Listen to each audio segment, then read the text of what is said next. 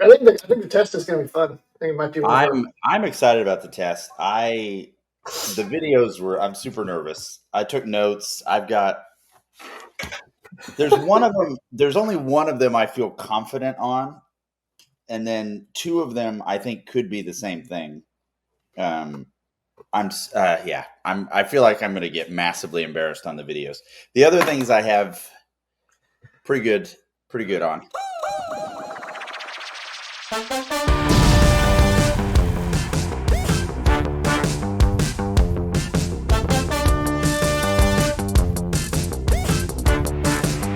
Okay, if you have been joining us, Ian and I, for this summer of enlightenment, which is what I'm calling it, Ian, this has been one of the great joys I've had this summer is spending these Saturdays with you, learning a little bit more about football and life and procreation. Today, what we're going to do is we're going to take all of those things, we're going to put them together, and Ian has very mercifully put together a test for me. It's a quiz, a final exam, if you will, over all of the things that we have been learning this summer. Now, it should come as no surprise to anyone that have watched any of these things that I am also learning along with you.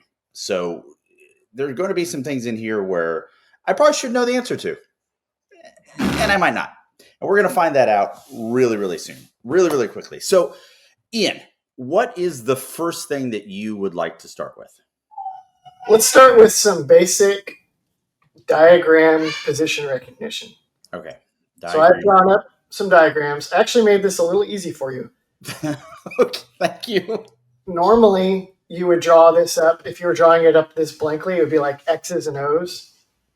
Yes. Instead of doing X's for the offense, I kept my normal positional letterings or shapes. So instead of X's and O's, it's shapes and letters and O's. That might make it a little easier, maybe. But I'm going to name a position, and you tell me which of the O's for the defense corresponds to that position. Okay. You ready? I am. All right, let's start close to the ball. Can you tell me which of those O's is the three technique defensive tackle? Okay. So what we learned from our video in the three technique is the three technique lines up between the guard and the tackle. So the way that you have designed this right now, you actually have one of your O's between the guard and the center. So what I would say is that this right here is probably going to be where I would put the three technique. Now the three technique can be on either side of the ball, or rather either side of the center, but the three technique lines up right about there. How did I do? You are an idiot! You notice that the O there is a little shaded inside. It is shaded inside. Is there another O that's maybe lined up between the guard and tackle that's shaded a little more outside? Oh my gosh. Okay. So what you're saying, oh man, did you really get in the weeds here? Okay. So you're saying you're not. I could have shaded him a little further outside. You kind of did. So what you're saying here is the field O, not the boundary O. I don't know how you would. Is that the wrong terminology? No, that's right. Okay, fine. On the bottom of the screen, I'm gonna have to draw. I'm gonna have to do another arrow. It's gonna be. It's the one. Oh man, I wish you guys could see my arrow here. It's the one basically between the guard and the tackle on the bottom of the screen. That's right. Okay. Now, honestly, Ian, that's some low ball because that is when you say shading. I mean, we're talking a very minor gradient there. Well, okay. The nose, the one on top, the nose is shaded well. That's about where he would line up in Texas's defense. Okay, fine. I think when I converted the T for tackle into an O, I didn't take careful enough stock of how shaded it is, which is I would have maybe just a titch lower. But Texas does tend to line up their three technique like an old school like Warren Sapp three technique would be like in between the two linemen in as much space as he could be. Texas's three technique tends to line up way more on the guard because he'll like two gap and like try to play through him instead of playing around him. But anyway, you're 0 for 1 and off to a terrible start. All right. Yeah, I was 0 for 1. All right, great. Fine. All right, let's see. Let's go a little further off the ball, and let's see if you can identify the Mike linebacker.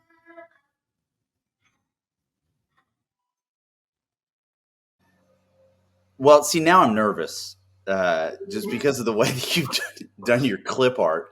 I would say, okay, Mike linebacker is going to line up on the field side. So that my guess there would be that this is the Mike linebacker. You got it.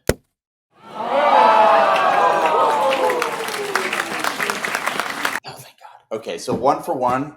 He's usually to the field almost every time for Texas. Almost every time. He's also just in between the nickel and the will, generally. Sam and the will. So if you can identify which the 3 linebackers are, the one that's in the middle is usually your Mike middle linebacker. Right. You nailed that one. All right, the last one. Let's see if you can find which of these zeros or O's would be the star for Texas's defense. Where would Texas put? Oh, that's so great. Great Did job. I get it? You got it. Correct. Okay, great. All right, 2 for 1. This really, again, not a great start. I'm going to be honest here, Ian. I was really banking on. Well, I was hoping to bank some points during this section of the quiz because as we move forward, I'm less and less confident. Maybe we'll see how I choose to weight the different components. Oh, good. I had no idea. I had no idea what the grading rubric was going to be. I'm going to guess that your highest possible score right now is going to be like a 95. If you were to ace the rest of it, which we both know that's not going to happen. So we'll see. I from what you were saying, I think maybe you're going to get it. All right, this next section, this is going to be great for people watching at home. All right, actually, you can recover your grade here because I remember I was going to do this. The main question is for each clip, you're going to tell me if it's single high coverage or 2 high coverage. Okay. Which seems, if you understand the differences between single high and 2 high coverage, that seems like it's pretty easy. But as everyone will find when they watch it, it's not necessarily that simple. Okay? But for bonus points, yep, you can tell me the specific coverage. Yep. Whether it's, we'll say single high man, match 3 or cover 3. That's the same. That'll be 1. Quarters or 2 read. And okay. if you get those, I'll give you all kinds of different bonus points. Okay. All right. Well, let me walk you through exactly what I'm seeing here prior to the snap. So prior to the snap, what I see here is 2 safeties with the middle of the field open. Okay. Mm-hmm. This is prior to the snap. I'm also seeing that our corners are playing off the ball pretty far. I mean, they're giving some space here to our receivers. Mm-hmm. So what I'm trying to figure out is based on our learnings here, 2 things. 1, what are the corners going to be doing? And then 2, is the center of the field going to be open or not? My instinct tells me, just looking at this right now, that they're going to play 2 high. But let's just have a quick look. You're doing good so far. You've potentially missed 1 cue. Well, so the nickel is here. We've got, what's that? Where's the nickel? I can't see where you're pointing. Oh, yeah, you can't see where I'm pointing. So I've got the nickel down to the bottom of the screen. Right down there. I've got, it looks like, I think this is Lafau is playing what appears to be their tight end. Am I right in saying Clemson is showing up here in 11 personnel? Yeah. So it looks like the linebacker in the middle there, which is cueing the running back. Uh-huh. So when we play this, the thing that makes these hard, and you and I have discussed this, is Michael Taff. He makes these really, really hard to figure out what's happening. So Yeah, it really does. You because appreciate him so much more watching these. he reads so quickly what is going to happen. You don't know whether the intent was for him to cover or the intent was just to blow up the play. Uh-huh. So we see Taft go down. So Taft is dropping down. I see both of the corners on the end here are playing their receiver, but they're giving them some space. So this is where I'm going with this. I'm going to say that based on this and based on the fact that the center of the field remains open, that I'm going to call this too high. I'm going to call this quarters, and here's why. It seems to me that the star or our nickel is playing off the H-back here. And the corners are manning up on the Z's and the X's. How did I do? You got it. Oh, I'm so happy I can't even feel my arms. Okay. I did not think I was going to get that. There's a trick that makes it easier, and there's a trick that makes it harder. The trick that makes it easier that you noted is that LaFowl walks out to that tight end. And so if it were single high, it'd be like, well, the safety is going to come down and cover that guy. So the tight end doesn't have to go out there. But LaFowl goes out there and he stays there, which tells you that the tight end, the safety no longer has to come down and do that. And that means the safety is staying back. Right. And then, as you noted, not only does the safety Makuba stay back, but he stays back on the outside. He doesn't go to the deep middle. He doesn't even open his hips to the deep middle.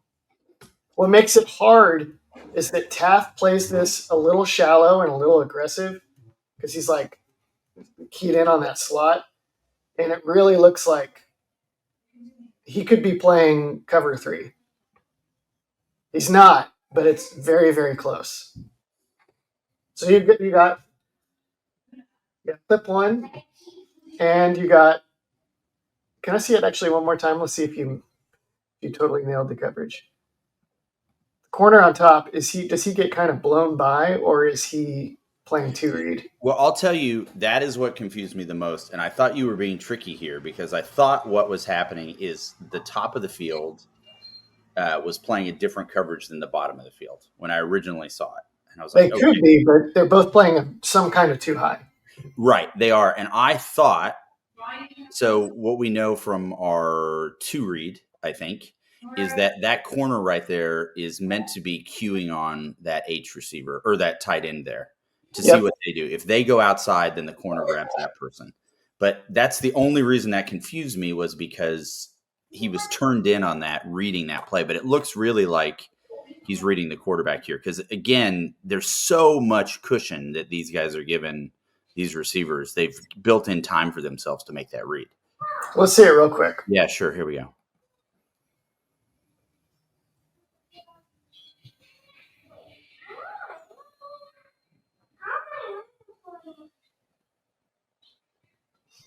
Yeah. I think that's just double quarters. So you're going to get all the bonus points. You're going to get the bonus points. Right. This video is brought to you by Andre the Lawyer.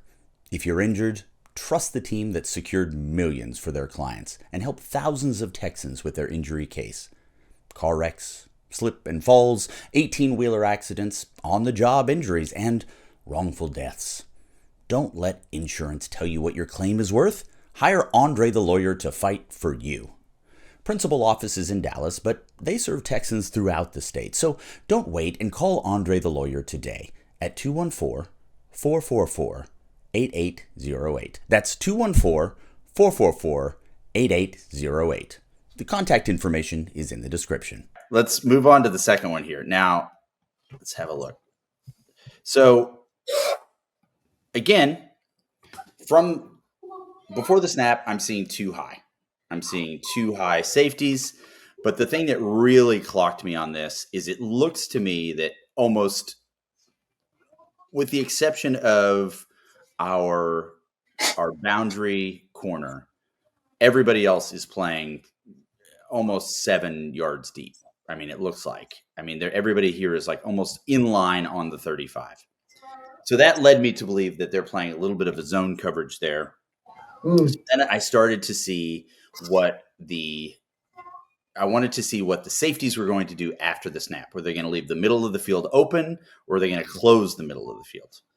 And in this one, they closed the middle of the field. So what happens here is, again, you're going to see Taft is going to step back. He's going to close the middle of the field.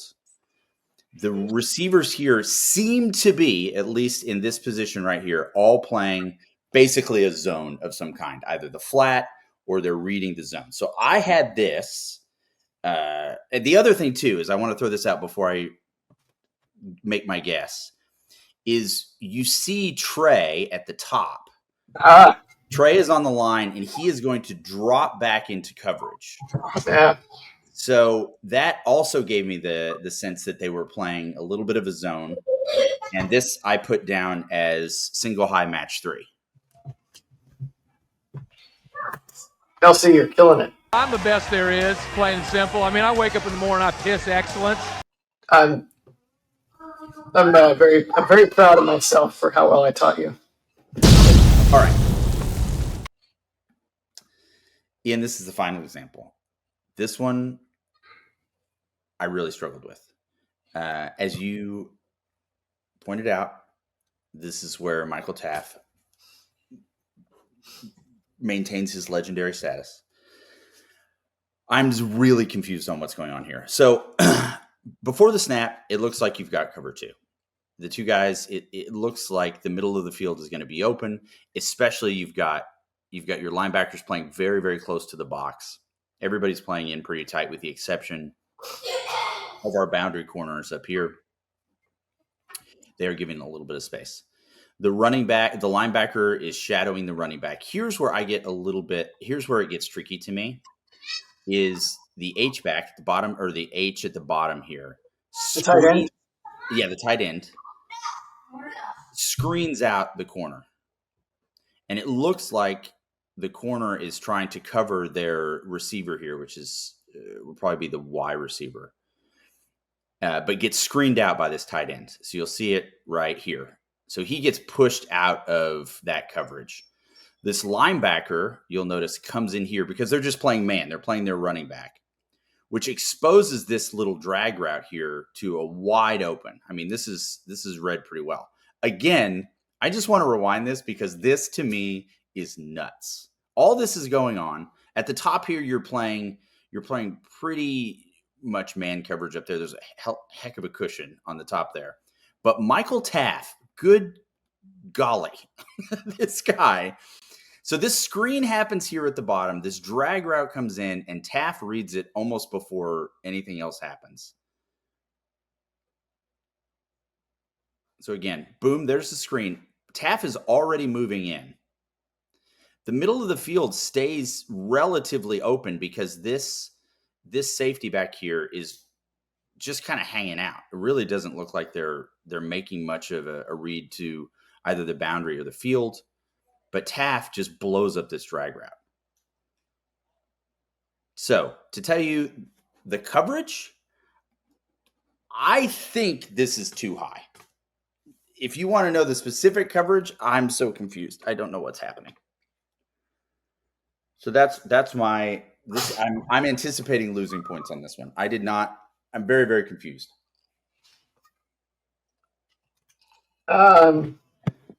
This is single high.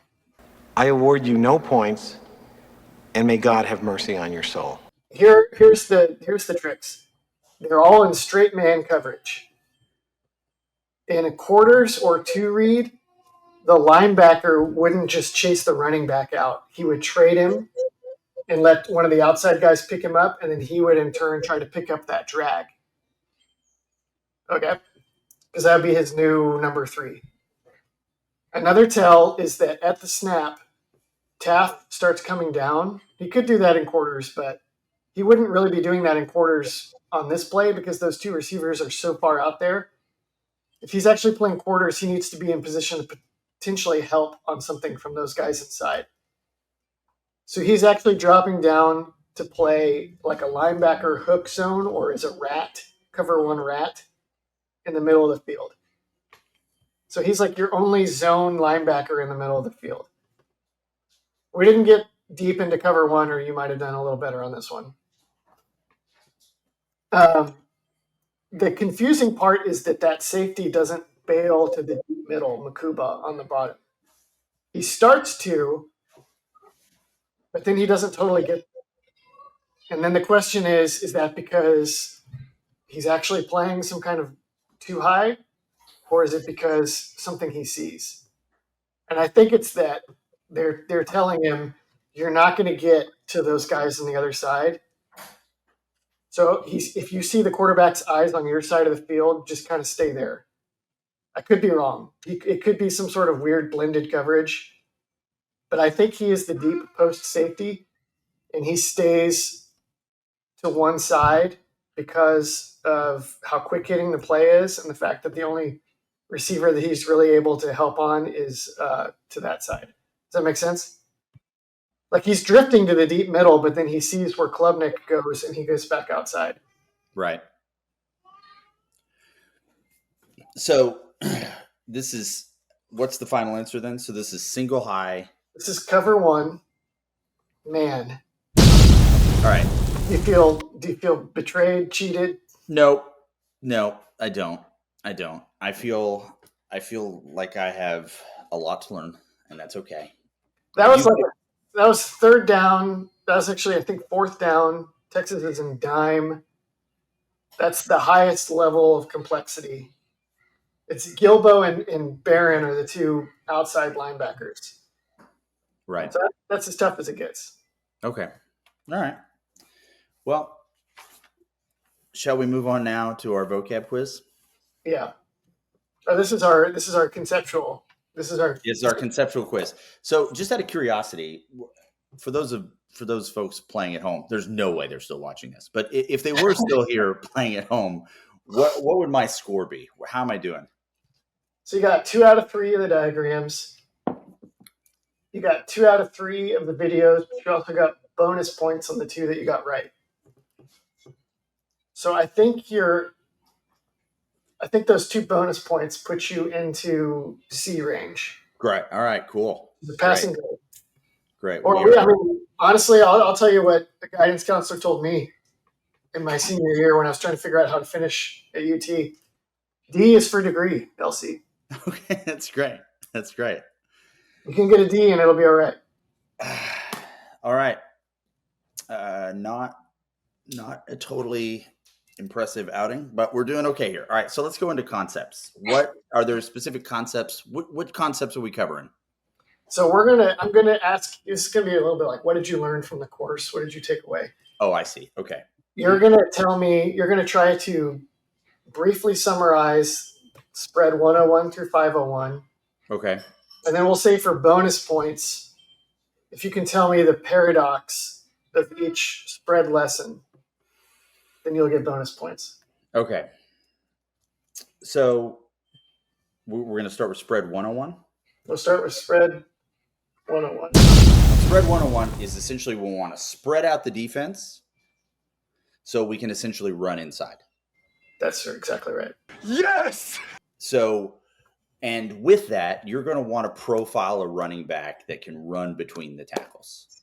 There's a lot of the paradox there is you would think because you've spread out your defense, you can run off tackle, you'll have more space. But in fact, what you're doing is you're spreading out those extra defenders to the perimeter of the field so that there's actually more space in the middle. Right. Right. So you actually want this. Everyone thinks the spread offense and speed, but the spread offense often works best, and took hold initially with teams spreading teams out so they could hammer them up the middle with a big power back. So like Oregon's running backs under Chip Kelly, everybody remembers like DeAnthony Thomas and the fast guys, but their big deal was they would always have like a power back, 220 pounds maybe. LeGarrette Blount was one running up the middle. All right, so that is the spread 101 concept. Spread. Okay, the idea that when you lean down and write down my score, it's when I feel most nervous. All right, the spread offense. So it took hold because teams would use it to run the ball. Right. Yeah. Spread Spread 201 specifically deals with the relationship between the quarterback and the tight end. And the paradox there is the idea of dual threats, right? So you either have a dual threat tight end, which means they're really good at blocking, they're really good at catching the ball, at receiving. And then you've got your dual threat quarterback. Strong passing game, strong running game. The paradox there is you might think that if you've got a running quarterback, you're going to want somebody that can block for them. When in fact, what you really want is you want a receiving tight end. The ideal situation, obviously, is you have a Gronkowski that can do both. They're all world. They can do everything. That's just not statistically probable given talent, right? So if you've got a dual threat quarterback, you would err toward the side of having a receiving tight end to give the offense more options. And again, also because if you think about it conceptually, if the tight end is an additional receiver, they're getting off the line of scrimmage, which would ostensibly then give that mobile quarterback a little bit more space to run if they needed to. The blocking tight ends is really going to be necessary for a passing style offense where it's less of a running quarterback situation, and you might want that additional blocker. That is, I don't remember exactly the tagline, but that's the basic gist of it. That's right. Specifically, you have 5 blockers. The defense usually has 6 guys in the box. How do you block the 6th guy? You can block him by having the quarterback read him, or you can block him with a tight end. So if the quarterback can read him, you don't need the tight end to block him. Now your tight end can be another weapon, like you said. If your quarterback can't read him and it's a running threat, he needs a tight end to do it for him.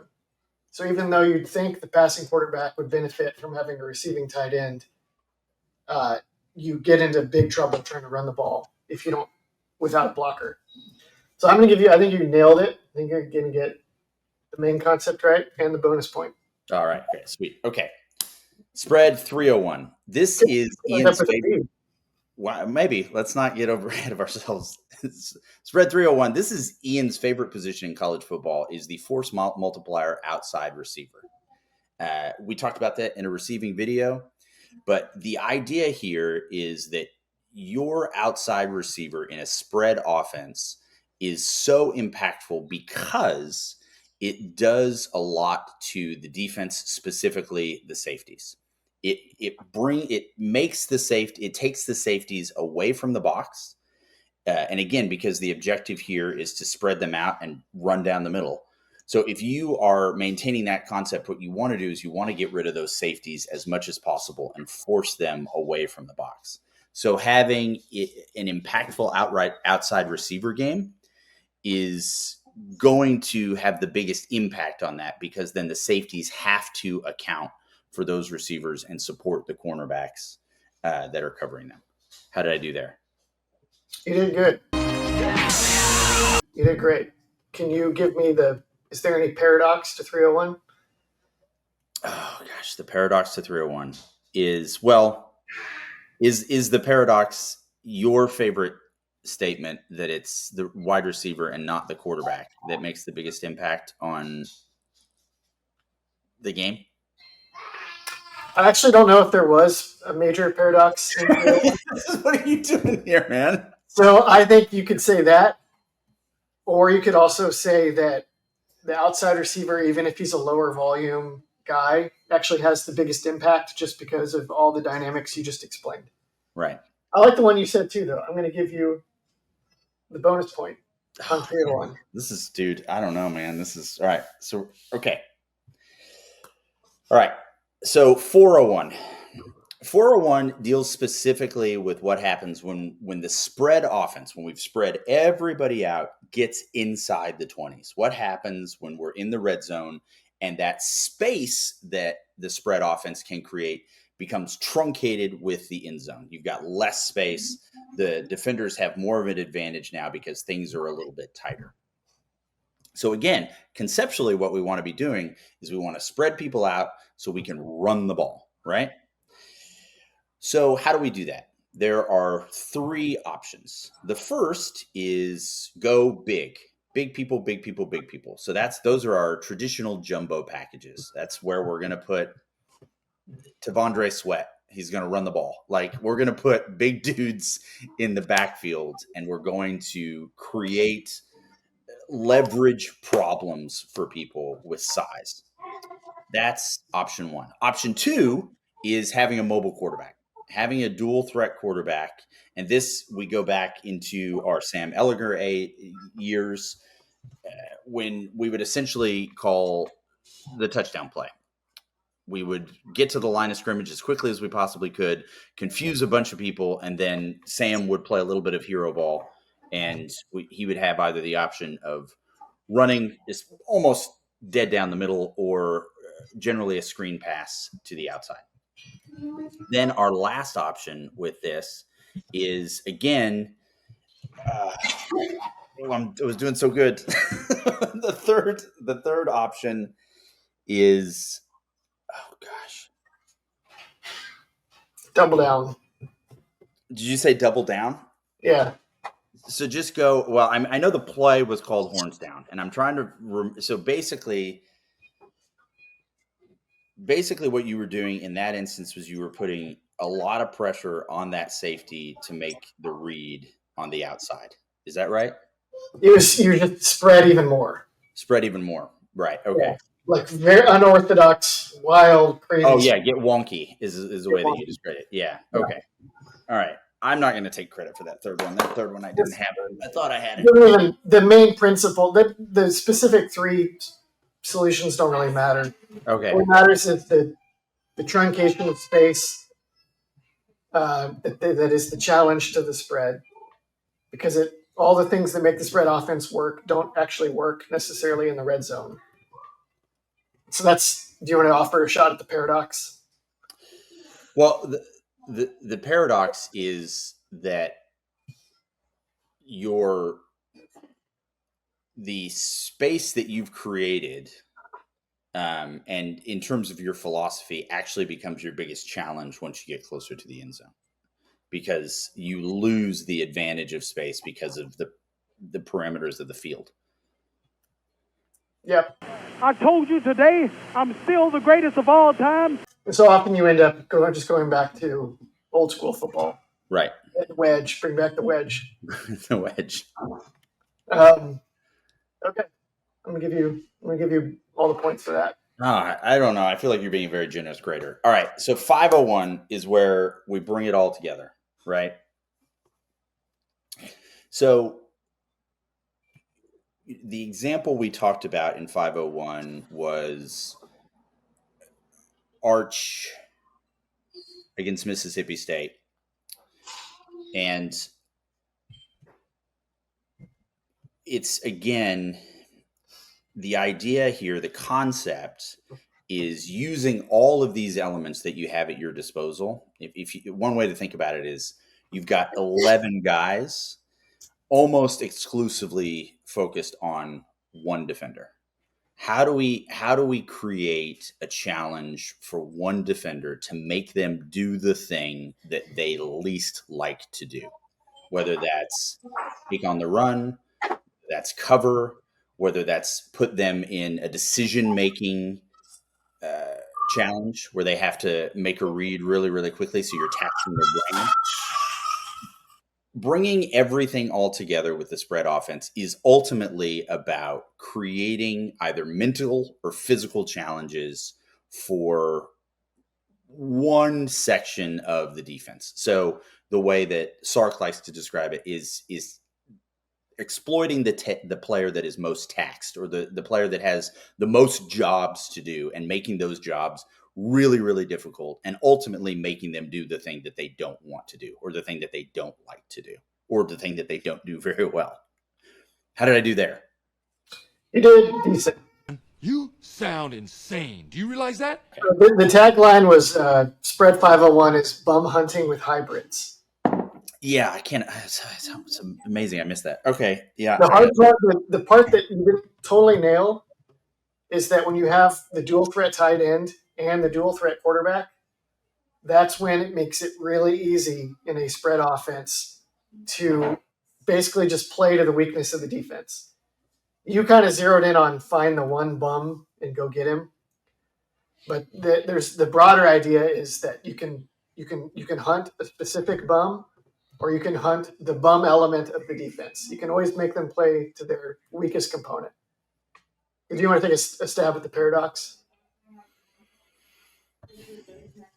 No. No? Or giving it up? I don't think I can get it. No. Okay. The paradox is it's actually better to play to your opponent's weakness than to your own strength. Oh, I see. Okay. So the advantage of having the hybrids and the spread spacing is that you can always force your opponent to play to their own weaknesses. Okay. All right. Well, I'm giving you a partial credit on that one. How about new? what's my total? You got 8.5 out of 11, but you also got 1, 2, 3, 4, 5, 6 bonus points. Oh, wow. So let's do it like this. I'll get my calculator. Okay. 8.5 divided by 11 equals 77%. Yeah. But I said you got 6 bonus points. 1, 2, 3, 4, 5, 6. So 77 plus 6. It's a low B. LC, that's an 83. That's not bad. You know what?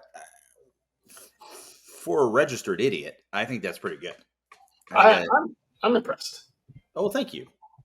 I think you did an excellent job this summer, Ian. I appreciate you very much for taking the time to go over these concepts, because I think the thing for me is, especially as an example, when I was watching those clips last night, trying to figure out what coverages those were based on what you taught, it was actually a lot of fun. It was fun to understand what the players' jobs were, what they were meant to be doing, whether they were being successful at those jobs or not. And it just added another element and layer to the game that frankly made it more enjoyable. And I hope that's what this entire series has done for you. I'm not going to pretend like Ian and I are done with this, because let's be honest, this is the highlight of our lives. So we're probably just going to find things to talk about here. But go ahead. We'll have to do another test in the season. Okay. All right. And, well, I don't know if we can do this for copyright reasons, but it would be great to see if you could try to pass the test from the broadcast view. Yeah. To me, the broadcast view would be easier, wouldn't it? No, because you know what I'm thinking about? I'm thinking about press box view, where you would really get a sense of what the whole field looks like. I know what you're talking about now. You're talking about broadcast view, which we've been watching all 22, which is very different. Yeah. Yeah, which is basically press box view. Yeah. Okay. No, yeah, the TV angle is really hard. It's really hard. Now, you see less of the disguise sometimes. So, like, there's less of a chance.